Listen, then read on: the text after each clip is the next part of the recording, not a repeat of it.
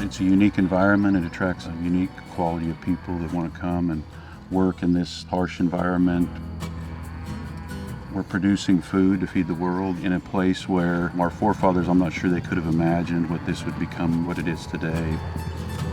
We run 45,000 cows. We have between 95 and 100 full-time employees. We have to have a very efficient and very repeatable system.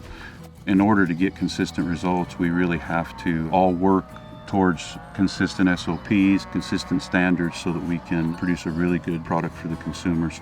It takes a lot of management coordination. We have a very deep management team. I always say that these jobs as a unit manager or as a cattle manager is really narrow, but it's very deep, because we have so many cows that we have to take care of, and each one matters to us all day, every day. We invest in ranches and we operate ranches because we can generate long-term value for the Church of Jesus Christ of Latter-day Saints, but then we're also growing food to feed the world, and then we're contributing to the communities where we live and work. We're an investment. We're here to protect this resource and to generate the return that's necessary, and I think that really is very attractive to people. There's a devotion to the land, to the animals, to what we do, to the culture of cattle that's so ingrained in us as a people. You can't help but provide the passion behind the business. The nice thing is usually those two line up really well. What's the right thing to do for the cattle tends to also be the right thing for the business. All the day-to-day, from the vet work to the infrastructure to the pasture work to the animal work. We have our tried and true way, but we're always looking to be more efficient for our animals and our people, and the operation to be more efficient, to be more profitable. We don't really want to be on the leading edge of technology necessarily, but we want to be just off the cutting edge and adapt it so that we can reduce labor or reduce costs and be more efficient with the natural resources that we have. That's really one of our core values, is to be operationally excellent and to be better and to benchmark and to understand where we're going and how can we get there more efficiently and more cost effectively. Most of our employees have an education of some sort, whether it be an associate's or bachelor's or master's. So that coordination with industry, academia, just on the ground, day by day, trial and error and learning over the last 75 years have got us to the point where we can be predictable, from the nutrition to the cattle to managing our water and natural resources, our pasture management, and managing even habitat for wildlife. We spend a lot of time on both strategic and operational planning so that we can meet the targets that have been set for operating return, so that we can meet our production metrics. Our beef goes all the way through the supply chain, all the way to the consumer. We have to be profitable, but at the same time we have to protect what we have. That comes in the process of planning, that comes in the process of having standard operating procedures, being aligned to the mission and vision of our owner, and that alignment in and of itself creates a really good story of why for the employees. How we treat animals is an indication of our own humanity. I think whether it's the cattle or the wildlife in general, our stewardship, our taking care of those things that have been put here, that have been created, it's really a show of who we are as a person. We have an animal welfare policy that we train all of our employees on every year. Everybody has to read that and agree to do it. We hold them accountable to that welfare policy. It basically states that we're going to do the right things for the animals every time. We're not going to tolerate abuse. We're not going to tolerate negligence. There's a little line in there that I love that says, how we treat these animals and what we do with these animals, to treat them humanely is a measure of our humanity. I love that statement. That's really the essence of what we're talking about. Cowboys and cattlemen, we're really humanitarians because we want to do what's right for those animals all day, every day, and that's what comes first for us.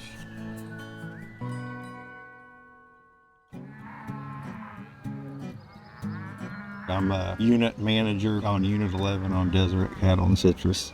30,000 acres, and it's the one that has the most recent solar site on it. It's about 800 acres.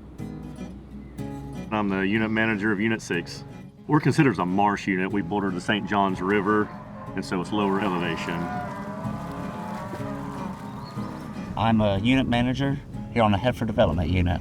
What we do here is we raise our first calf heifers. We calve them out, and our job is to get them bred bagged. A unit manager would be in charge of about 3,000 cows and have about 20 or 30,000 acres. That really is their area where they go every day, and they'll spend their day making sure those cattle have adequate water, have all the feed that they need, and putting them in the best spot to gain and to be successful and to really get consistent production results. We run a crossbreeding system here where we have Red Angus and Black Angus both. We have Simmental. Obviously, all of our cattle have at least a quarter Brahman. You think 40,000 head, and how do you keep them all straight? It's pretty amazing how they'll know certain cows and they'll know calves that belong to cows. It's pretty cool to see guys keep all of that as straight as they do. It is mind-boggling how many cows you can have on one ranch. Every one of those animals depends on us.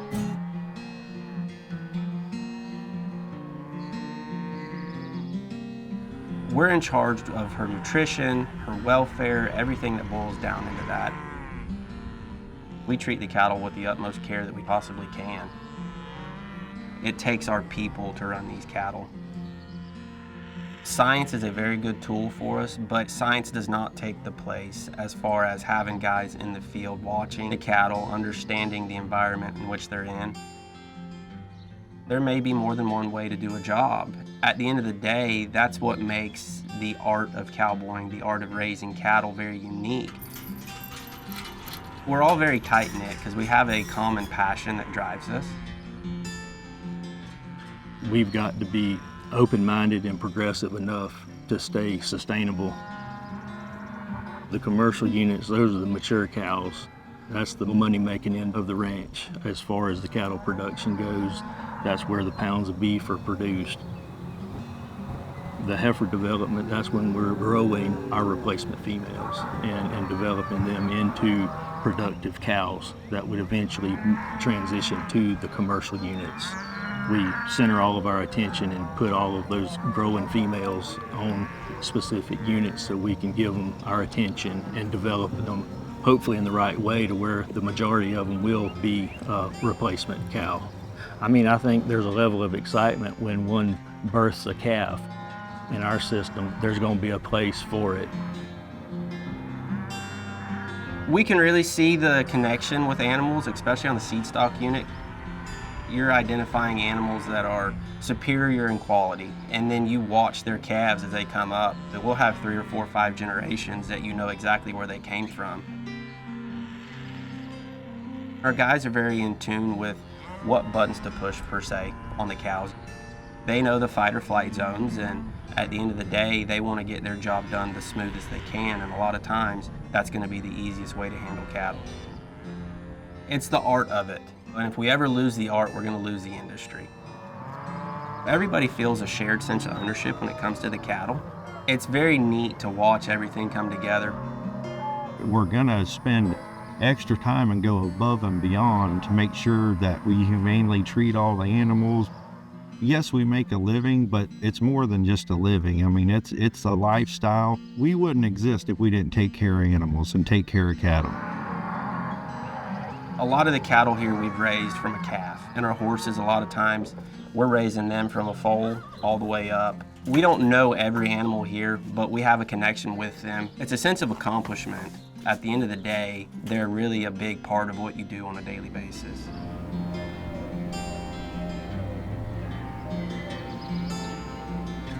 I've got young guys that need guidance and help. Helping them learn, helping them plan, helping them look at pastures and keep them producing.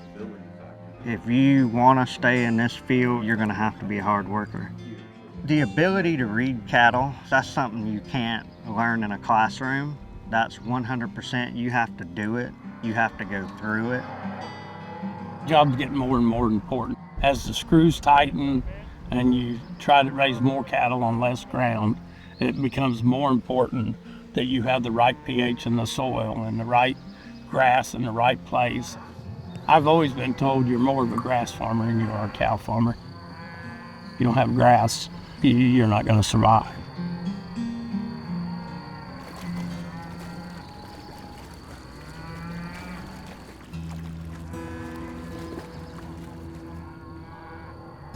Nature and cattle, they just go hand in hand. How you manage wildlife helps cattle. If you create shade and create unique areas for wildlife, that's also benefiting cows. If you fertilize pastures and you plant legumes, it helps populations of deer, turkey. It's all about stocking rate. You can make a calf 100 pounds heavier and you've gained 100 pounds. But you can make one more calf and you've gained 600 pounds. At the end of the day, the number of cows on the number of acres, stocking rate that you can run drives profit. And this is a for-profit ranch. For me, one of my more favorite times of the year is shipping time. When we do that, you're looking at the product you've raised, and you've put a lot of care into that. You've put a lot of effort into getting that calf to where it is to be ready to be shipped off the ranch to go to the next stage. You're looking at all the efforts that not only you have, but your whole team has put in to get the cattle where they're at. We call it the Super Bowl of the cow business here. Early mornings, late nights. It's very fulfilling at the end of the day. And when you're finally done after 2 weeks of shipping, you can sit back and get ready for the next year and think about, what did we do really well this past year? What do we need to change? And a lot of that we'll find out within that 2-week time frame. A sense of pride of when she leaves my unit here and goes to another part of the ranch, how she handles herself, how she performs at the other spot, getting feedback from the other guys that they appreciate what I did with her while she was here. My job is to keep the cows fat and happy, and that sounds pretty simple and funny, but if you think about it, I keep her fat because a cow in good body condition is going to get pregnant early. She's going to have a nice, fat, healthy calf. And in the happy part of things, if she's not stressed, she just performs better. That's what it all boils down to. If you don't love this job, you're not doing this for the pay. You're doing it for the lifestyle. I do this because I love it. You're not going to get rich doing this job. It's a passion to stay doing it, especially year after year. This way of life, if we're not careful, it won't be here for very much longer. To us as cattlemen, to ranchers, to be able to be a part of that production of a live animal, a biological unit, I want to be a part of something special, and I want to produce that beef over and over again, and I want to interact with the animals and do it the right way, and I just think it's a special thing.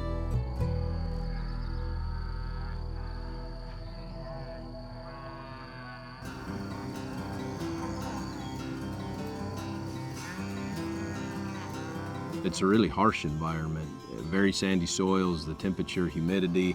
It's a tough atmosphere to work in and produce in. And so to make sure that there's no missteps, there's not that much forgiveness in the system. For sure, days are overwhelming. I always like to say that farmers and ranchers are the true conservationists. We really do understand what it's like and what it means to take good long-term care of both water, the land, the wildlife. It's a big responsibility. You're the steward of the land. First, we're grass managers. If we manage the grass, then we take care of the cows. If we do a poor job managing the grass, then our cows are going to suffer. Our number one tool is nature. When I think about our sustainability pillars, the first pillar is environment, mostly for that reason. Without all of this, we don't do anything else. Our planning is holistic. It includes the animals, the water, the habitat. As we're rotating, as we're fertilizing, as we're doing the things that we do here, in order to have a successful operation, the environment around us benefits from what we're doing. The cattle and the wildlife have to have somewhat of a symbiotic relationship. As diverse as we are, we use the wildlife as an income source. We don't want to necessarily completely manage one at the expense of mismanaging the other. Alligators, birds, everything that you can imagine in this part of the world, we can find here on the ranch.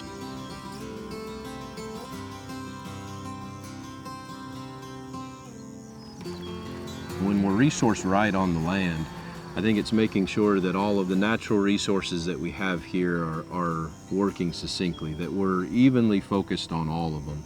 If we were to just focus on animals, for example, well, now maybe our grass and our vegetative structure starts to go away. And now pretty soon our cows are struggling.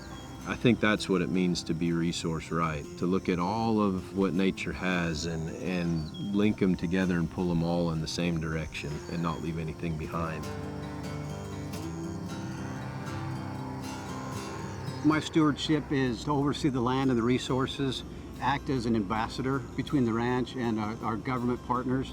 We not only protect our natural resources, but that we enhance and improve the natural resources. If there's ever a point where we overutilize or we're not able to manage them correctly, it makes all of this fall apart. And so what we are doing today, what the people before us have spent 70 years building, we want to make sure in the next 70 years, 170 years, 500 years from now is still here to be able to do exactly what we're doing today.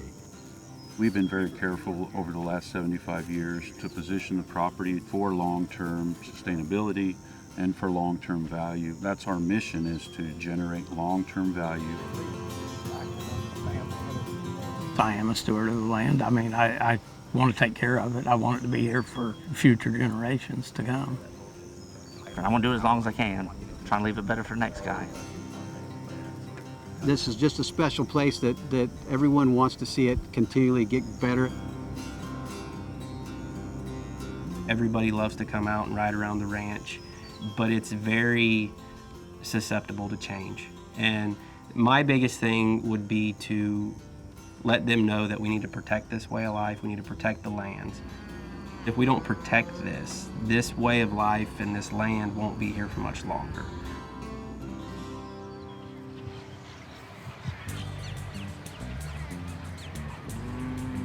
As wildlife manager, it's our job to keep the natural resources, to keep the native populations of animals thriving. It's as diverse as you're going to find around the world, really. The wood storks and the roseate spoonbills, we have a measurable percentage of the population, but it's the largest rookery here in Florida. We get the drone and we count the nests, we count the eggs and the population, and making sure that we as an operation are managing that population. A wood stork really likes an island to be able to nest on. It's kind of like a king, wants its castle with the moat and the alligators. So we saw this opportunity that really, without any impact to us, we could take those roads that were connected, we could lop off 80, 100 foot on either end and create these islands. In doing that, created one of the largest wood stork rookeries and other species of birds that utilize that same area. We're able to create a symbiotic relationship with these birds to provide them a place to roost, and there's not predators that are going to come across that body of water and get to them because we have a manageable population of alligators in there. It's not every day that you get to see some of these things, and let alone be able to manage their populations and help the species thrive. To be able to see a bald eagle on a fence post when you drive by it, or the wood stork that's not something that just thrives everywhere. To go down that trail further, the wood storks and the roseate spoonbills are a wading bird. They like the water, the ditches, that's where they get their food. Well, it just so happens that when you clear pasture and you graze cattle, they need water and ditches to move water, and so we created a little micro habitat here for them where they can go from food and water and roosting and have the materials to get their nests right here on site. We have the game and the non-game species. We have animals that we have to be able to control the population. Alligators, a number of them behind us, they're a great source of revenue for us as far as collecting alligator eggs and harvesting adult alligators. It's a part of our managing those resources to keep their populations in check. We have game species, the white-tailed deer, the Osceola turkey, and we have hogs and predators that we're able to harvest because of our right to maintain the populations where they need to be. We get in the helicopter every year and we fly a transect across the entire property and count really any species that we see and keep track of those trends from year to year, and go back and look at the habitat and making sure that when you're in the air like that, you can see is the habitat where you need to be to sustain the population that you have. We're very diverse and we try to find different ways to make money and keep the ranching culture here for us. If you can manage doing what's resource rights and managing the wading birds and stuff that is non-game species, Well, it just so happens that these pits feel full of water, and you have largemouth bass. It's one of the wonders of Florida that people come here from all over the country to be able to fish for largemouth bass. When we can manage these ponds and stock them with those and provide an opportunity for the people in the community and anglers in general across the industry to come and fish these trophy bass, it keeps things exciting. We can use genetics and nutrition and be able to manage these bodies of water to be able to try to grow the next state record largemouth bass. Most of the property we have, we lease it out for hunting and recreation. Mostly they're here for the white-tailed deer and the turkey and the hogs. They're here for the recreating side of it too, camping, get out with the families and be out and about. We try to look at them as more of a wildlife lease or an environmental lease even, because we want to make sure that the people that are here just aren't here to take. We don't want to be taking game across the whole property. We want them to look at the bigger picture, looking at the environment and the ecosystem and harvesting the way we need them to be harvested. You look at this place here at the Rookery that you go back 7-8 years ago when we'd fly with the drone, you'd see 1 or 2 spoonbills here. Today if you drive around and you look at it, that we see 30 to 50 of them. It's not something that the cattle guys are out doing cattle things, we're out doing wildlife things. It's something that we're in communication on a daily and weekly basis, making sure that what they're doing on the cattle side is benefiting us on the wildlife side. The stuff we're doing here on the wildlife side, burning for habitat, thinning out timber and doing those things, what sets back what they call a successional stage, puts things back into a vegetative state, is going to directly impact our cattle guys. And so we use that in our planning, in budgeting, what we're going to do, and being able to benefit one another throughout the year.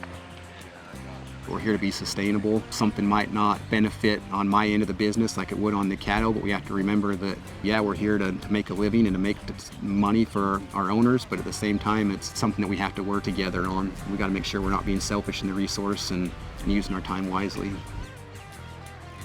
To do what God would do with His creation, He's created this for us to be able to enjoy doing those things, and it's our part to educate ourselves, to follow the sciences, and to do the things that are going to keep it in its native state as long as we can. Making sure that we're enjoying the same land today as we are in the future. We might be enjoying it in a different way, but if we can keep it the way that God's created it, it's part of being sustainable and keeping it what it is. It's just doing the right thing to keep the things that are around us, to be able to pass them on from generation to generation, allow our kids and our grandkids to be able to enjoy the same business that we do today.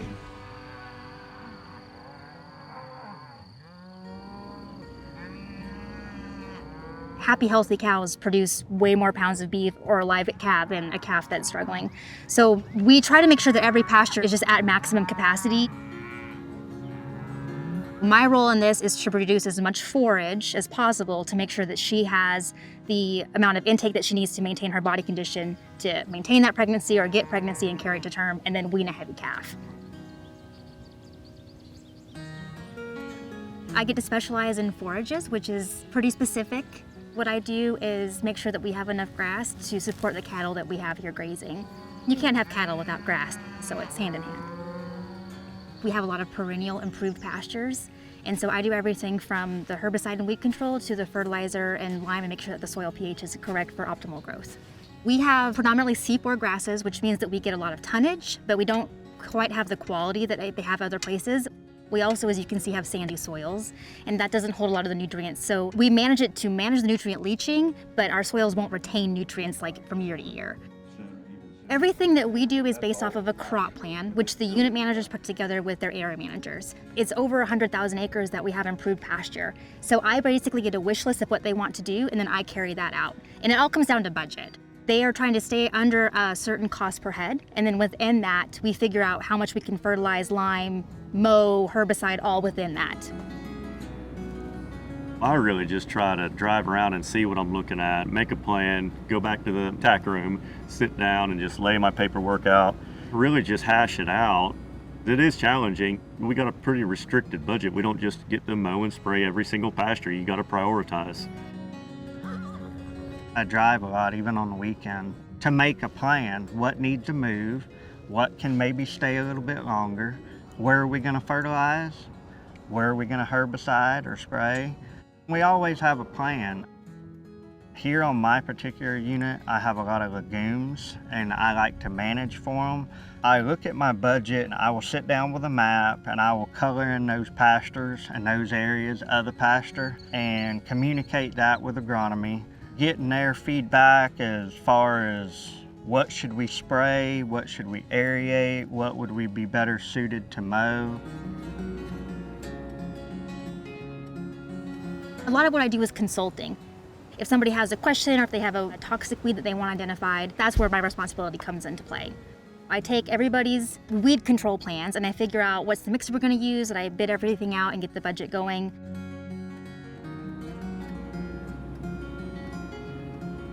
We use technology a lot on my end of it. Just from our applications, we use drones, so we use GIS maps and drones to apply our herbicides, actually precision mapping pastures to make sure that we're spraying exactly where we want to spray. We're using helicopter now with GIS. It's been a wonderful tool to have for everybody. We do use the drones quite a bit, and it has been a lifesaver, really. We don't have to worry about them getting stuck or running up to pastures or anything like that. And they get in places where equipment can't get into. They just fly right over top and take care of it. Technology is definitely playing its part. We've all got iPads now, and all of our reports are through the iPad. In my lifetime, we did pen and paper. Now it's all digital. Time cards are digital. It's an app on our phone. We have a GIS guy that gives us these maps that gives detailed imagery of our units. It's got all the cross fences. It's got everything, where the culverts are at. It's all labeled, where we spray, the crop plan is on there, and so that is a very handy tool, being able to just pull that up on our phone and see everything. The level of precision that they can give us based on GIS files and mapping in the field has been amazing. Fertilizers that we use are byproducts of pharmaceutical companies. So we're recycling that byproduct that would not be used somewhere else into our corn production. It has a lot of nitrogen in it. It has a nutrient that corn really needs. Anything that I can do just makes sure that we're using anything in a professional and responsible manner. I want this land to be here for as long as it can be, for me, for my daughter, for generations to come. That's what's really important to me.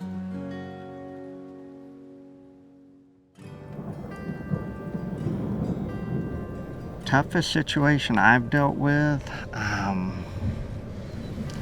weather conditions. I would say 100%. Whether it's a hurricane and you get 20 inches of rain, and now you're trying to get cattle out of water and you're trying to run pumps.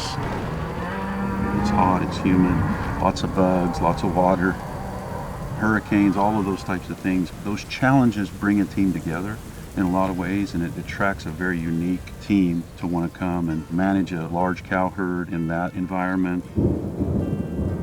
If we do have a major weather event, such as a hurricane or a storm that comes through, we put a lot of emphasis on getting those cattle on high ground. But that cow will naturally too, she will seek high ground and she'll try to take that calf to the safest place that she thinks.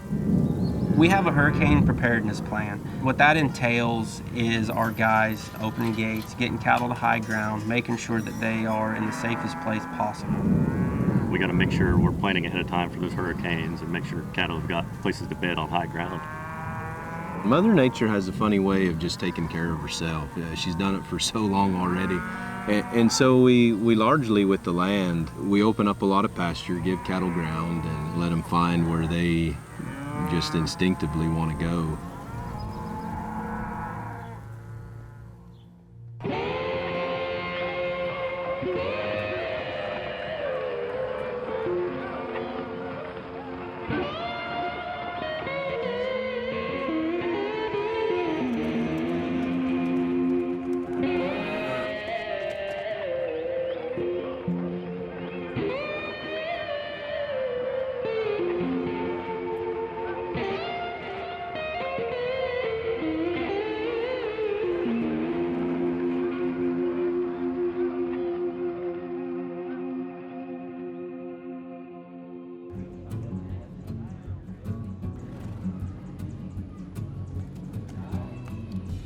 We have a rodeo every year, and recently we've used those proceeds from that rodeo to support the schools. But really one of the biggest marks is those kids and their work ethic and their manners and how respectful they are and what good kids they are that come from good employees and the great families that we have here on the ranch. It's a great way for us to come together, bring the community together. 2,000, 3,000 people come to this rodeo, and it's a tradition for a lot of people now. Come every spring and just have a good time. It's competitive, but everybody's having a good time and kind of cheering for everybody else. If your team does good, everybody's happy that you did good. It's not really competition. I think everybody realizes that we're all out here doing the same job. We're all here for the same reason. You gotta love what you're doing here. We'll have a dollar ride, we'll have some barrels, we'll have some roping. I think we'll even have an egg toss in there. A lot of the events in the rodeo really are based on day-to-day operations, what these guys are doing. It is fun for these guys to get together, and again, that competition for the guys is what brings them. It really brings our community together. You have these guys that spend long days, sometimes even long nights, being out here doing what they're doing, and the support of their wives, their kids, their families. This doesn't happen without that structure.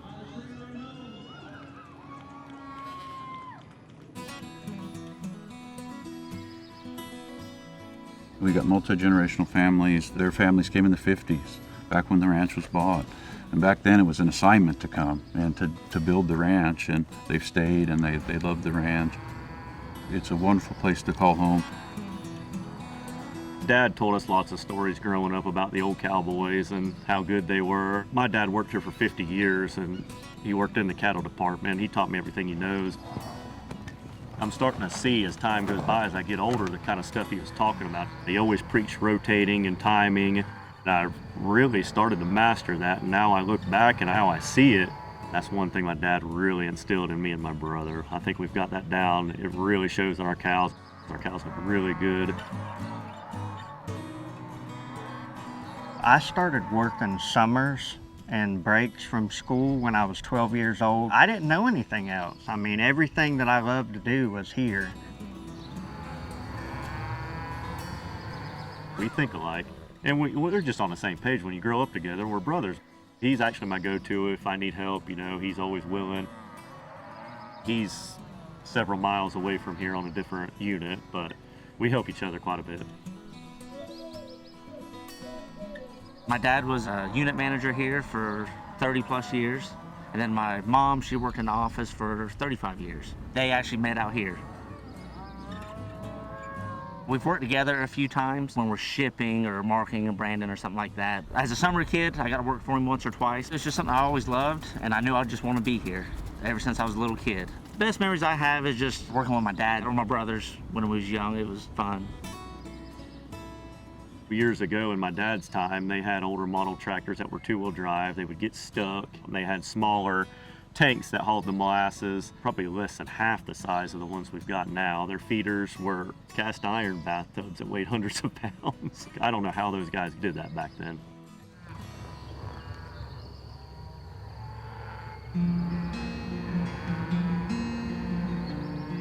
We know that our core business is cattle. We know that we're here to produce beef and to take care of the animals. When there's 45,000, it's hard to pick out favorites, but you recognize cows, you remember experiences with cows in the pasture. Feeding people and being able to produce food, it's the drive for us. My favorite place tends to be where people are. The people here is really what makes this such a cool job. The unit managers, the cowboys, the tractor operators, the management team, the mechanics, the biologists. Being around people that have that kind of passion for doing what they're doing, seeing their successes, being able to go to where those successes are happening and see the pride on their face for accomplishing what they've had, that's probably my favorite place to be. Having that diversity of a team, to be able to have different thoughts, different knowledges. We tend to be very science-based. As we make these decisions, there's a scientific look, there's a financial look, there's a community look of what's the long-term impact of this decision. Having different people in the room that have those expertise, it's a powerful thing to get to the right decision for us as a company, for the community as a whole. God chose a path for me and a lot of the cowboys out here. That's why we're here. He gave us this resource and said, here, you're here to take care of this piece of ground for me. The last 75 years, it's not lost on us what's happened here. And we lean into the past and say, okay, this is what we've done. This is what our predecessors did. Now we're going to layer on top of that. That is our ultimate responsibility, to leave this place in a better place than it was when we started here, and to protect future value and to protect the future of the natural resources here. It's really trying to find the sweet spot of managing all these natural resources in harmony with each other. If we do the right things for the cattle, and the right things for the water, and the right things for the pastures, and the right things for the wildlife, and all of the other enterprises that we have, then we're really going to be in a spot where all of those are going to be renewable. They're going to be better than we left them. We're going to be able to continue to operate at the levels that we do today for the next 80 years as we prepare for the future.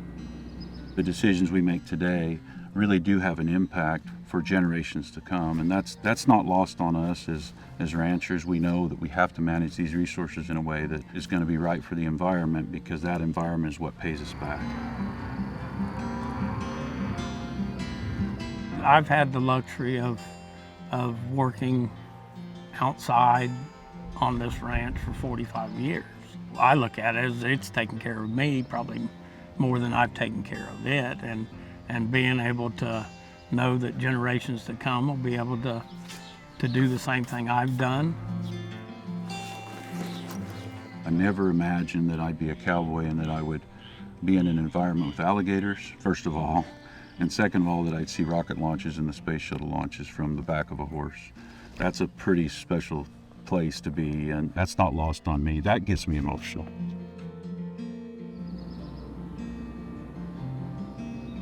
When people understand the why, they have a tendency to work harder.